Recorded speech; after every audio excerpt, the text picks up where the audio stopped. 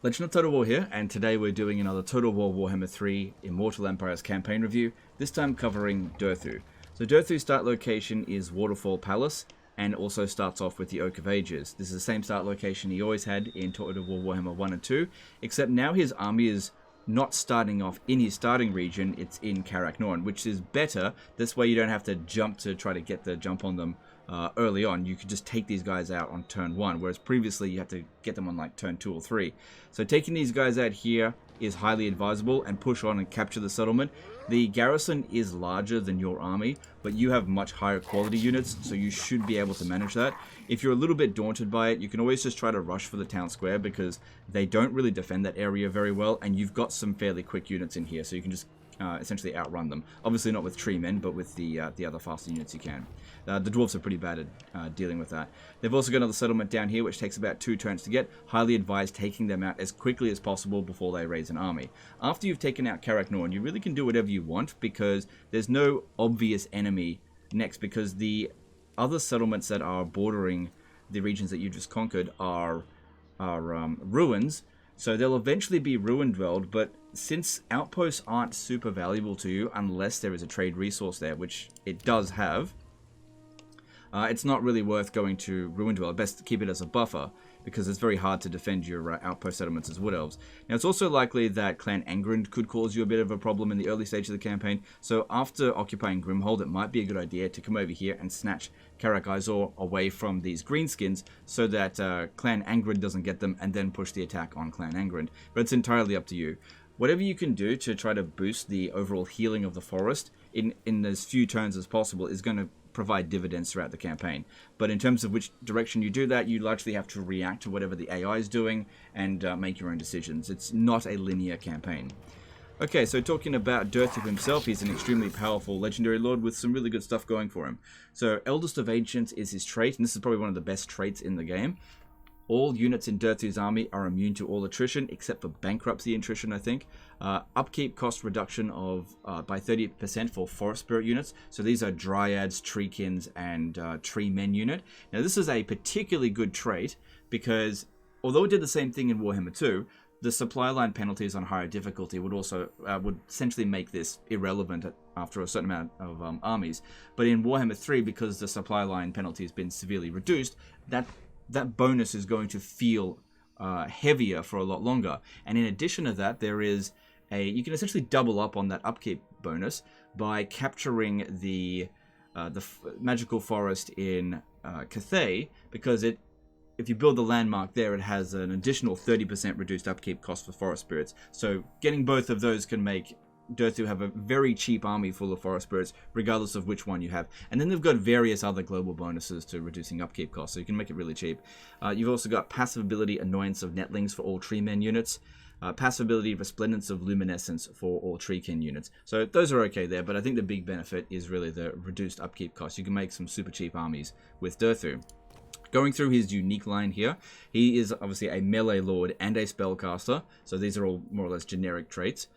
But looking through here, he's able to get leadership +8 when laying siege or encircling, and cooldown on Lamentation of Despairs. I'm not a huge fan of Lamentation of the Despairs, because it's kind of derpy to use that when in close combat. But if you can manage to keep Durthu out of close combat and just cycle this ability, that can be very powerful. But in a slog, it can be a bit derpy. Sometimes the tree men trying to do that will just sit there trying to cast and not actually attack. So just be aware that Lamentation of Despairs is a very goofy ability. We've got Bow Warden or Bow Warden, I don't know how to pronounce it. Physical resistance +10% during forest battles. Winds of Magic Power Reserve change +20% when increasing, whatever. Melee defense +5 when defending, that's very good. Ward Bark, you got extra armor for Dryad, Treekin, and Treemen units. That's probably mainly going to be beneficial for Dryads due to them not having much armor to begin with, and the Treekin and Treemen already having plenty of armor. Fire resistance for those units is very good as well, because they are typically weak to fire, but you can sort of get rid of that in the tech tree anyway. Rage of Kurnos, you can reduce your Winds of Magic cost -2 for Pan's Impenetrable Pelt, -4 for it upgraded, Winds of Magic cost -2 for Wissand's Wild Form, and then -4 for it upgraded. This makes those particular spells incredibly cheap. And they can be fairly effective stat boosters when overcasted. So Vigor loss reduction for the Lord's Army, minus 33%, extra leadership when attacking, and then Awaken of the Woods enables awakened forest attrition enemy armies in region. Now, I actually think that that is kind of garbage, because that, on higher difficulties, the AI just has huge reductions to how much attrition they're going to take. So this isn't really going to be that effective. This is way more useful to the AI, Durthu, when used against the player. So this is just not something that I consider particularly valuable. But yeah, that's his stat line there. Overall, Durthu's a very powerful lord. But he also has an additional bonus, only when playing as Arguelon. If you look at his offices, he's got an office here that provides Lord Recruit rank +5 for Ancient Treemen or provinces. And then, of course, you've got your ability Lamentation of Despairs. So when you're playing as a different Legendary Lord and you confederate Durthu, you lose this ability here. Not that that's a huge deal, but it is something.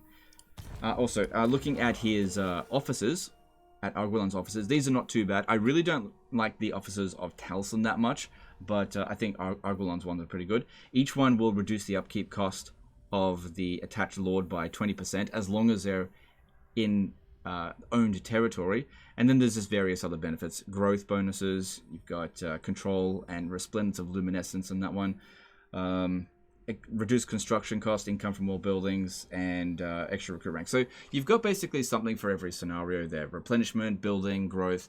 Moving these guys around can help grow your tree settlements fairly quickly, so that's fairly useful. I think these are it's a pretty good officers mechanic there. Not my favorite mechanic out of what's available in the game, but it's at least the stats bonuses there are meaningful.